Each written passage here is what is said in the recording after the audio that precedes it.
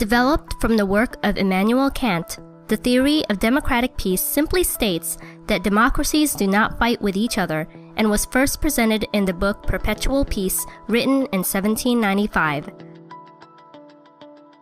The idea was that most people would not go to war unless it is in self-defense, and if all nations were republics, it would end war because there would be no aggressors. There are three theories of democratic peace. First, the monadic theory argues that democracies are more peaceful and less likely to go to war with any type of state.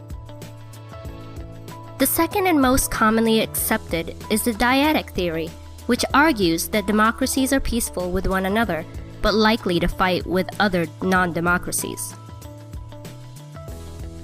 Lastly, the systematic theory holds that the international system becomes more peaceful with the increase of democratic states.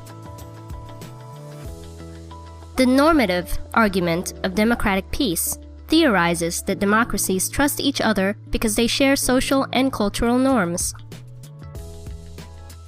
In institutional logic, leaders of a democracy are believed to respond to the general public and will only go to war when they can win. Finally, the argument of interdependence hypothesizes that democratic states tend to adopt free market economies, leading to more international trade. This trade would make nations more dependent on each other, which would make it less likely for them to declare war, because war would make everyone worse off.